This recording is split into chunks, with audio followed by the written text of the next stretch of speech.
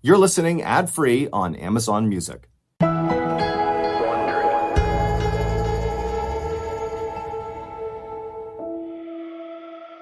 One summer afternoon, a French farmer stood at his kitchen door, watching in fear as his dog ran in manic circles around his barnyard. The normally gentle animal had gone insane. Every time the farmer tried to grab him by the collar, the dog snapped at him and then went back to running in its crazy circles. But suddenly, the dog stopped running. He sniffed at the ground, then bit down on a rock and chewed on it so hard his mouth started to bleed. Nothing the farmer did could get him to stop. The dog just kept chewing on more and more rocks until blood was running down his mouth and his teeth were starting to fall out. What the farmer couldn't know as he watched his beloved dog go crazy was that only 2 days later, he, the farmer, would be the one running around that same yard, screaming incoherently like a madman. It was an inexplicable horror that would spread throughout the entire village, and no one would know how to stop it.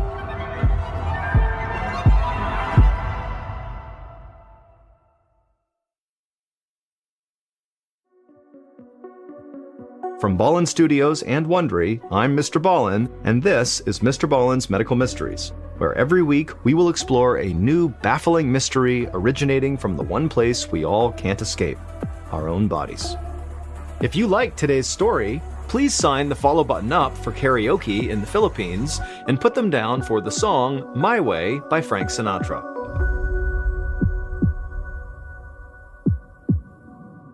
This week's story is called Tigers on the Ceiling.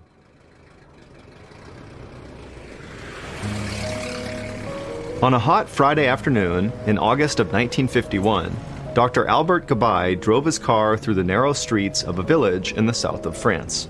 He had just spent a relaxing week with his family in the Pyrenees, which is a mountain range that runs along the border between France and Spain. His wife and 4 kids were still at their mountain cabin, enjoying their vacation, but Dr. Gabay had to reopen his office and return to work. Now, after a long drive, he was finally back in his hometown of Pont St. Esprit.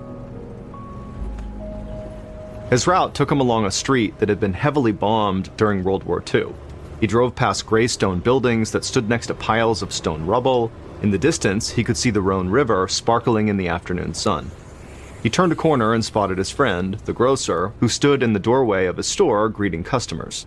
Dr. Gabay waved hello through his car window and continued on his way. Further into town, he slowed to a stop so that the baker could carry sacks of flour across the street. Dr. Gabay loved this town, where he had lived his entire life. Pont St. Esprit was small enough that there were only 2 other doctors besides him who worked there. It was a friendly place where everyone seemed to know each other. Not long ago, Dr. Gabay had wondered if he'd be forced to leave Pont St. Esprit. During World War II, the village was occupied by the German army. Then Allied forces sent in warplanes to bomb the German troops. It was a terrifying ordeal, and the recovery had been slow, but the doctor was optimistic that the village would one day be fully restored to its former glory. The sun was low in the sky when Dr. Gabay turned into a small courtyard and parked his car. His home and medical office shared a stone building in the center of the village. As he carried his suitcase towards the front door, Dr. Gabay was looking forward to eating a simple dinner and getting to bed early. But when he opened the door, his housekeeper, who had arrived earlier to tidy up, rushed to greet him with a concerned look on her face. Before she could say anything, Dr. Gabay stopped in surprise. The waiting room of his first-floor office was jammed full of people. The small room had a dozen wood chairs pushed up against the walls, and every seat was filled. Old men leaned their heads back against the wall with their eyes closed. Some mothers held children in their laps, and other children were sprawled on the floor. Dr. Gabay recognized one entire family. Everyone looked clammy and pale. He took a breath and frowned. The room had a sharp and unpleasant odor. His housekeeper explained that over the last few hours, sick people kept showing up asking to see him. She told them that she wasn't sure what time he would return, but they decided to wait for him anyway. There was clearly something going around in the village, and Dr. Gabay wanted to be sure he wasn't dealing with a serious outbreak. Dinner would have to wait. Dr. Gabay headed for the exam room and told his housekeeper to send in the first patient. Over the next several hours, Dr. Gabai examined them one by one. Their complaints were identical: upset stomach, nausea, and chills. And so it seemed very likely that they all had mild cases of food poisoning. Dr. Gabai thought it was odd that so many people got hit with it at once, but he was sure there was a reasonable explanation for that. There had been a lot of problems with the food supply as France struggled to recover from the war, so it wasn't unusual for people to come down with food poisoning every once in a while. The treatment for it was simple. Most people just needed a few days' rest to make a full recovery.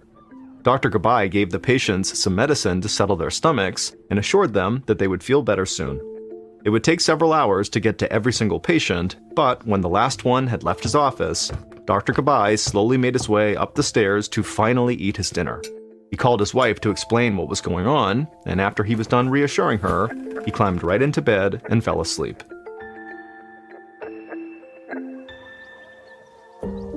At 11 o'clock the next morning, Dr. Gabai was standing in the kitchen of a farmhouse with the family who lived there. Half of the family had been sick in his waiting room the evening before. Dr. Gabai didn't usually work on Saturdays, but he thought it would be good to check in on some of the patients he had seen. This was his second house call of the morning. He had looked over the family members one by one, and he was now examining a skinny boy dressed in a nightshirt. The boy said he felt better today, and Dr. Gabai smiled. He was glad that most of his patients seemed to be doing better. But something didn't feel quite right to Dr. Gabai. Even before he stopped in to see this boy and his family, he had started to wonder if something other than food poisoning was troubling the residents of Pont St. Esprit. For one thing, he had questioned all of the patients, but he still hadn't figured out what they had all eaten that could have made them all sick. But there was another thing Dr. Gabai noticed that was even stranger. The farmhouse's kitchen had an incredibly unpleasant odor. It was the same one that had filled his waiting room the day before. It took a while before the doctor could put his finger on where he had smelled it before. It was years ago, in his own house. Some mice had been living inside his bedroom wall, but then the mice died, and it took several days for the smell of decay to go away. That dead mouse odor, like a mixture of rotten cabbage and sulfur, was what he was smelling when he was around some of his patients. This farmhouse, like all of the houses he visited that morning, was clean. Its windows were open, and the smell of warm bread from the nearby bakery was coming in with the summer breeze. There was no evidence of mice anywhere. But for the moment, Dr. Gabai didn't have time to think about it too much. Just before noon, after finishing his house calls, the weary doctor returned to his office, and his waiting room was full again. All the patients were again showing signs of food poisoning, and all had that same horrible smell. Whatever had happened was clearly not an isolated event. Dr. Gabai had to get to the bottom of it before things got out of hand. At 11 o'clock that night, Dr. Gabai was still in his office doing paperwork when there was a knock on his door. He opened it to find one of the other doctors in the village standing there. His name was Dr. Vieux, and he looked completely exhausted, with dark circles under his eyes. Dr. Vieux told him that he had also seen a lot of patients with symptoms of food poisoning while Dr. Gabai was away on vacation, and that the number of patients had begun to rise the day before Dr. Gabai came back to town. Dr. Gabai sighed and rubbed his temples. Unfortunately, the third doctor in the village was sick with the illness going around town and couldn't get out of bed. And so it was up to Dr. Vieux and Dr. Gabai to handle whatever was happening. The two doctors could only handle so much. If more people got sick, they might not be able to take care of them all. The two doctors started to compare notes. Dr. Vieux had also noticed that a lot of his patients were emitting the same awful odor of dead mice that Dr. Gabai had smelled, and Dr. Vieux was just as mystified. On top of that, over the course of the day, both doctors had noted that some of their patients had symptoms that were so bizarre they didn't know how to start treating them. Their skin was growing pale, their pupils were dilated, and they struggled to keep their minds focused. It was so bad that several of them said they were no longer able to read. Whatever this disease was, it wasn't normal food poisoning. As the doctors wrapped up their meeting, they realized that between them, they had seen at least 230 patients in the last few days. In a town with a population of just 4,000, that was a huge number. They agreed that it was time to notify the authorities since the situation could stretch the town's resources. Before leaving, Dr. View stopped in the doorway and made a confession. He wasn't feeling well himself and wondered if he was coming down with the same illness as everyone else. As Dr. Gabai closed the door, he tried to stay calm and keep focused on the facts. He was relieved that he didn't feel sick, he just felt tired. But a medical crisis was clearly emerging in Pont St. Esprit, and now it looked like Dr. Gabai might be the only doctor healthy enough to handle it. With those heavy thoughts weighing on him, at 2 a.m, Dr. Gabai sat back down at his desk to catch up on his notes.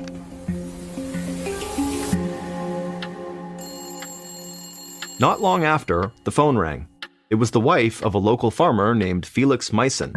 Dr. Gabai had made a visit to their home earlier on Saturday when he was making house calls. Felix's condition seemed to be improving, but now he could hear panic in the voice of Felix's wife. She said that Felix could hardly breathe or talk, and that he was acting like a madman. Within minutes, Dr. Gabai was in his car, speeding through dark country roads towards the farmhouse. Felix's wife met him at the door. She said that shortly after Dr. Gabai left their house on Saturday, Felix suddenly jumped up out of bed and ran out into the yard. Then he burst back in and rolled back and forth on his bed, screaming at the top of his lungs. Now, 12 hours later, he was curled up in a ball on the mattress, struggling to breathe. Dr. Gabai went immediately to the bedside to examine him. Felix was lying motionless, his breathing loud and ragged. He seemed barely conscious and didn't respond when Dr. Gabai spoke to him. His pupils were dilated and his temperature was low. Dr. Gabai worried that Felix's heart was going to give out if he didn't get treatment as soon as possible. The closest hospital that could handle this kind of emergency was an hour's drive south in a city called Nîmes. Dr. Gabai called for an ambulance and then tended to Felix while they waited for it to arrive. The doctor was grasping for any clue he could find, so he asked Felix's wife what they had eaten in the past few days. Just what they always ate, she said, summer stew, bread, cheese, and wine. But then she recalled that something terrible had happened at their house 2 days ago. They found their dog running in circles outside. Before they knew it, the dog was chewing on rocks until blood began pouring out of its mouth. Minutes later, their beloved pet went into convulsions and died. Dr. Gabai thought it was very possible that the dog's death was connected to the same illness that Felix and the others were all suffering from. If that was the case, the situation was even more serious than he thought. If the dog died, then people could die as well. The leaders of Pont St. Esprit needed to be alerted to the danger as soon as possible.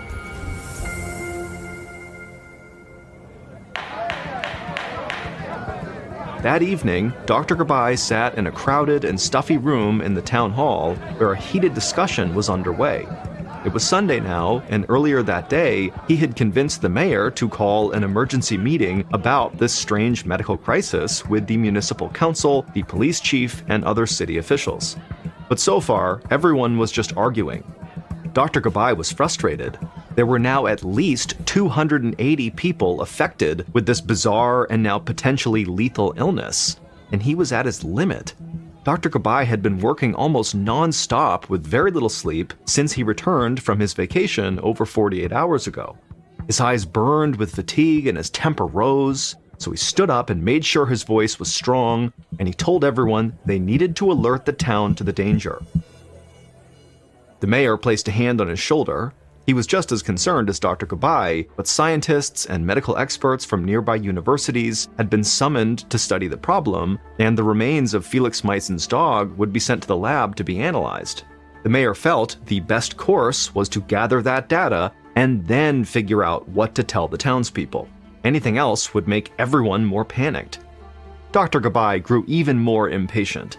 He insisted that their analysis would take too much time. The danger was already here, and people needed to be warned now so they could protect themselves. But the mayor held his ground. What would they warn people about exactly? They still didn't even know what was causing the trouble. At this point, the mayor thought the so-called crisis consisted of a dead dog and multiple people with a stomach flu, and there was no proof that the two were even related. But there was one precaution that the mayor did want to take right away. Before adjourning the meeting, the mayor turned to the police chief. Given the number of people afflicted with the illness, they couldn't rule out the possibility that someone was deliberately poisoning the village. The police chief agreed to launch a criminal investigation right away, but he would need assistance from law enforcement officials in neighboring cities. The meeting ended at 1 a.m., and Dr. Gabay started walking home, exhausted and frustrated. A criminal investigation seemed like a total waste of time to him. After all, why would anyone be launching such a vicious attack on their tiny and somewhat insignificant town? But then, the more he thought about it, the doctor supposed that a criminal motive could not really be ruled out. All he knew was that he needed to get home and sleep if he was going to be of any help to his patients the next day. But just as he entered the courtyard in front of his home, he heard high-pitched shrieks coming from the nearby grocery store. Dr. Gabay ran down the street to the store and pounded on the door. The grocer's wife was relieved to see him and brought him up the stairs to the family's apartment and into her daughter's room. There, on her bed, 5-year-old Marie Joseph Carl was writhing in agony. Her arms and legs were jerking, her fingers and toes clenched so tightly that they were white and bloodless. The doctor hurried to the child's side and tried to pry her toes open. In their rigid position, it was impossible for blood to flow properly, and her feet could be permanently damaged. Suddenly, Marie Joseph sat upright, her eyes wide with terror. She pointed at the air in front of her and screamed that tigers were coming to eat her. Dr. Gabay enlisted the mother's help to restrain the child, and then he gave Marie Joseph a shot of a sedative that he hoped would calm her down. The doctor rubbed his eyes and told the weeping mother that Marie Joseph had to be treated in a hospital and that he needed to call an ambulance. Dr. Gabay then walked down the hallway towards the kitchen where the phone was located, but as he stepped past the parents' bedroom, he stopped. There, inside the room, was the grocer, Mr. Carl, sitting up on his elbows in bed as he stared out the window. The doctor was confused as to why Mr. Carl wasn't tending to his daughter. The grocer seemed strangely preoccupied and disturbed. When Dr. Gabay stepped closer to him, he realized the grocer wasn't staring out the window, he was just staring at it. As if in a trance, Mr. Carl held up his finger and softly counted the 6 panes embedded in the window. He repeated the numbers over and over and over again. Dr. Gabay sniffed the air and detected that familiar smell of dead mice. It could only mean one thing, that Mr. Carl had fallen ill as well. After making sure Mr. Carl was comfortable, Dr. Gabay returned to Marie Joseph's bedroom. He expected her to be groggy from the sedative, maybe even asleep. Instead, he found the child alert and happy, as if she had been fully cured. The child looked at the doctor and smiled and told him that the tigers must have been a dream. The doctor checked her temperature and her pulse. She was totally back to normal. Instead of putting Marie Joseph to sleep, the sedative appeared to have completely cured her. Dr. Gabay shook his head. None of this made any sense. He decided to hold off calling the ambulance, thinking Marie Joseph could now fully recover at home. It was nearly dawn when Dr. Gabay said goodnight to the Carl family and staggered back to his house. As he opened his door, the phone was ringing. It was the hospital in Nîmes. Felix Meissen, the farmer, was dead. Whatever illness was attacking the town of Pont St. Esprit, it was fatal. This had officially turned into a full-blown medical catastrophe.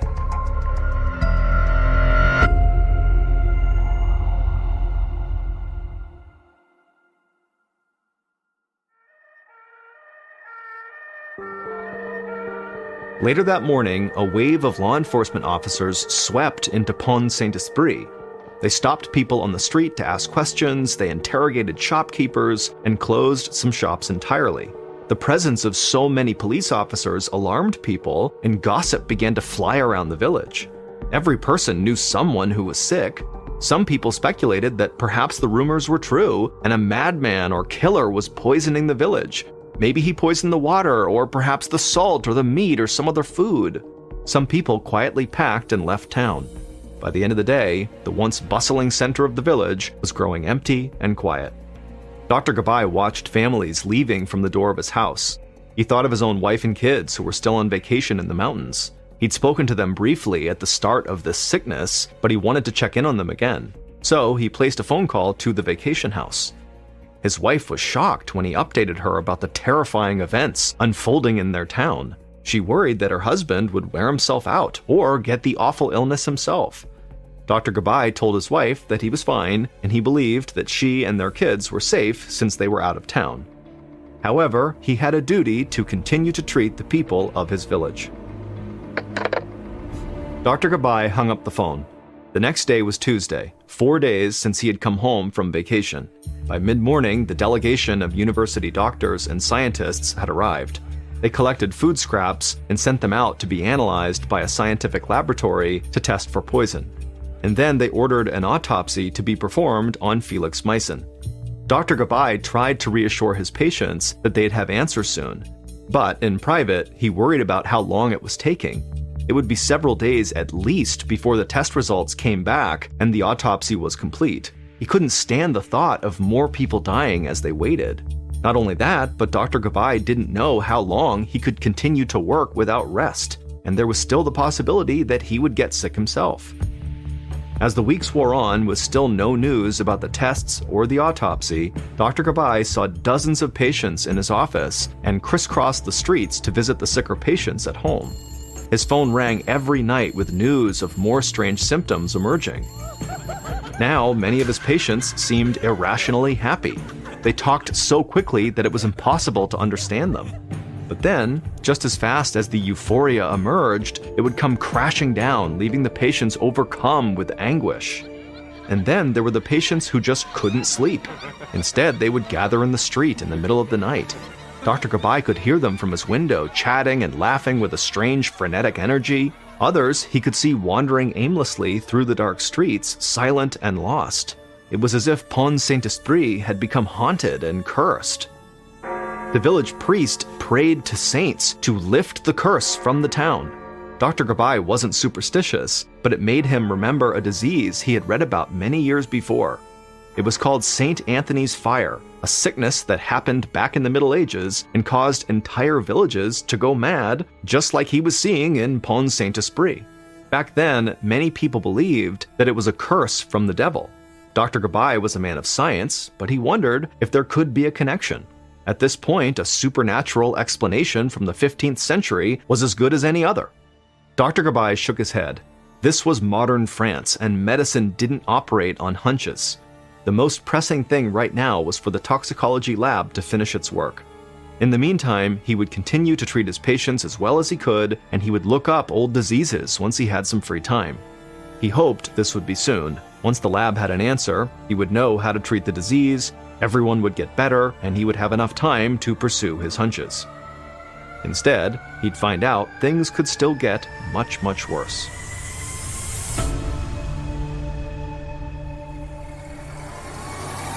It was Friday evening, just 1 week since Dr. Gabai had returned from his vacation. He was in his car following an ambulance that carried little Marie Joseph Carl. Her delirious visions of tigers had returned, and she had become so violent that her mother had to tie her to the bed. Dr. Gabai had watched helplessly as the 5-year-old was loaded into an ambulance, kicking and screaming. As he parked his car in front of the old hospital in Pont St. Esprit, he noticed that every light in the building was blazing. As he walked to the entrance, Dr. Gabai saw a man appear in a second-floor window, waving his arms wildly. And then, to Dr. Gabai's horror, the man climbed out the window and stood on the ledge. 2 nurses quickly crept up behind him, begging him to get back in the room, but every time they reached out, the man smacked their hands away. Then the man stretched out his arms and proclaimed that he was an airplane and that he could fly, and then he jumped. He landed with his feet on the pavement, and immediately there was this deafening crack as both of his legs snapped in half. The man screamed in agony as he lay on his back. But suddenly, the man's energy shifted. It was as if he pushed the pain right out of his body and replaced it with intense anger. Somehow, the man with the 2 broken legs rose up and then took off running full speed down the boulevard. Dr. Gabai couldn't believe what he was seeing. How could anyone run on 2 totally broken legs? And this was only the beginning of the night that seemed to Dr. Gabai like an apocalypse. He entered the hospital to find the wards packed full of screaming, struggling patients. His patients who had seemed to be getting better were now totally psychotic. Many screamed that their hands and feet were on fire. Some fought desperately against imaginary enemies in the air. The odor of dead mice was now overwhelming. Dr. Gabai was on the brink of collapse. He started to wonder if he himself had gotten sick. Was he hallucinating or going crazy? Dr. Gabai considered whether he should just give up and finally get the sleep he so desperately needed. But ultimately, he knew that quitting was a violation of his oath as a doctor, and the residents of Pont St. Esprit were counting on him, so he chose to soldier on. He put out an order that Marie Joseph be sent to another hospital 30 miles away in Avignon, where he hoped it would be calmer. Then he tried injecting some of the victims with sedatives, hoping to quiet them since it had worked before with Marie Joseph. But the sedatives had absolutely no effect on their ferocious behavior. The strength and violence of the patients was beyond belief. They were dangerous to themselves and to everyone around them.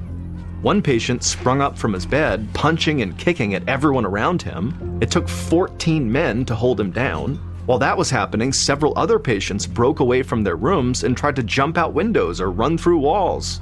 Dr. Gabai saw no option but to immobilize patients in straitjackets and send them to be locked up in a psychiatric hospital. But then the hospital ran out of straitjackets. Nurses tied patients to their beds with ropes and twine, where they lay screaming in horror. When they ran out of rope, the nurses used horses' reins. But the restraints didn't hold. One by one, victims broke away and ran back out into the hospital garden, where they uprooted tomato stakes and wielded them like swords against each other. Dr. Gabai worked through the night trying to treat the injuries that patients had inflicted on themselves. One of these patients was the man who had leapt out of the window and broken both of his legs. It took 8 men to hold him down as Dr. Gabai set his fractures. As he worked, Dr. Gabai noticed that the man's toes were rigid and bluish-green. Over the course of this long and horrible night, it seemed like every patient he had seen had toes and fingers that were stiff and lifeless. Dr. Gabai paused as the screaming and mayhem continued all around him. He thought of Marie Joseph's rigid hands and feet. He thought of the terrible smell that reminded him of dead mice. He thought again of the Middle Ages and the curse of St. Anthony's fire. And then a picture started to come into focus in his mind.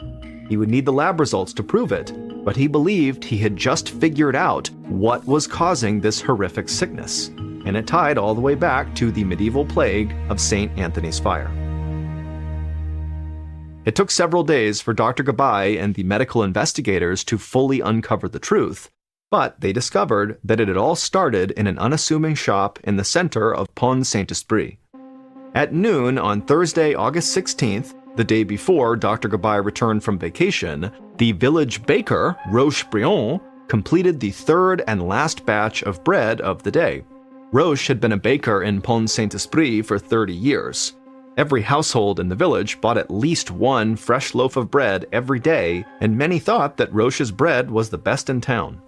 However, on that day, August 16th, Roche was not pleased with the quality of his product. As he kneaded the dough, he noticed that the color was slightly gray.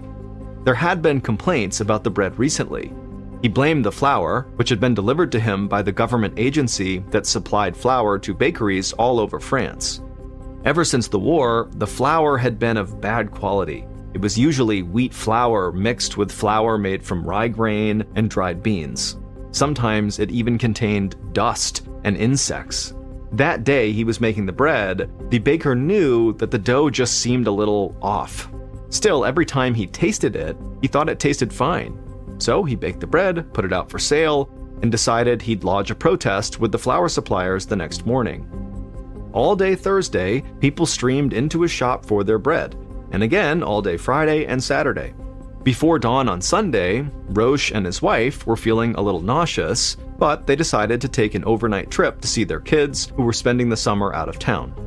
When Roche and his wife returned to Pont St. Esprit on Monday, the epidemic was in full swing, his bakery had been closed by the police, and Roche's wife was now so ill that she went straight to bed.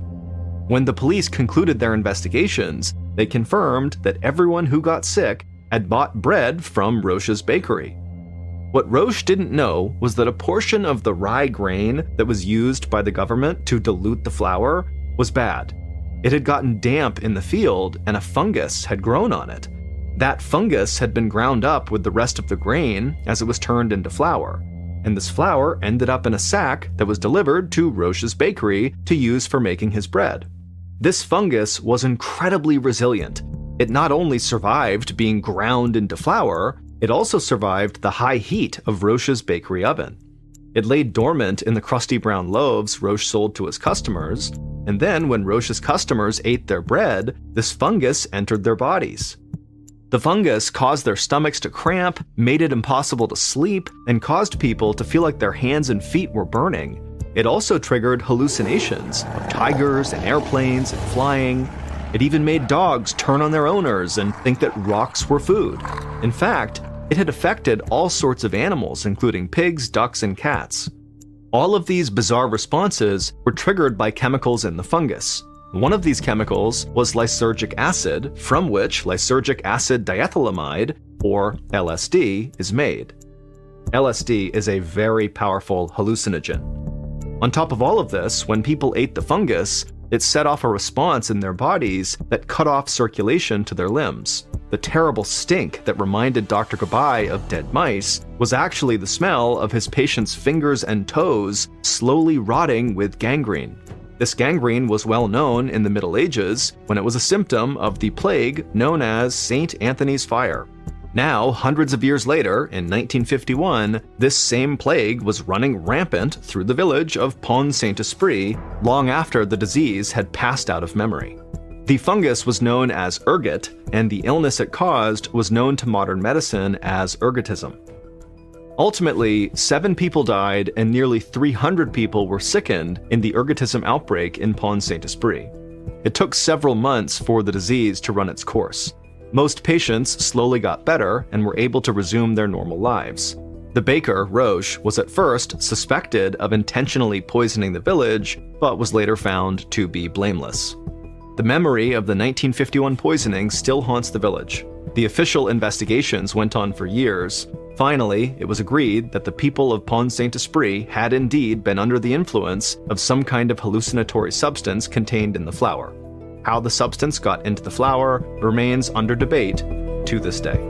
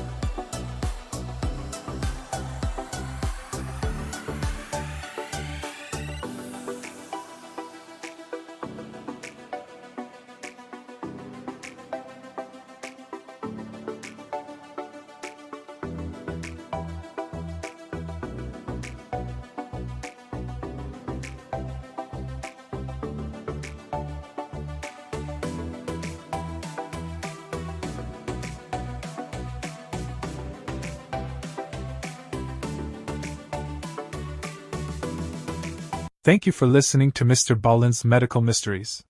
If you enjoyed today's story, be sure to come back next week because we put out a brand new mind-boggling medical mystery each week from Ballen Studios and Wondery. This is MrBallen's Medical Mysteries, hosted by me, Mr. Ballen. A quick reminder, the content in this episode is not intended to be a substitute for professional medical advice, diagnosis, or treatment. This episode was written by Matt Almas. Our editor is Heather Dundas. Sound design is by Ryan Patesta. Coordinating producer is Sophia Martins. Our senior producer is Alex Benedin. Our associate producers and researchers are Sarah Vitak and Natalie Bettendorf. Fact-checking was done by Sheila Patterson for Ballen Studios. Our producer is Alyssa Tominang. Our head of production is Zach Levitt. Executive producers are myself, Mr. Ballen, and Nick Witters. For Wondery. Senior managing producer is Ryan Lohr. Our head of sound is Marcelino Villapando. Our producer is Julie Magruder. Additional support from Natalie Shisha. Senior producers are Laura Donna Palavoda, Dave Schilling and Matt Olmos. Our executive producers are Aaron O'Flaherty and Marshall Lewis.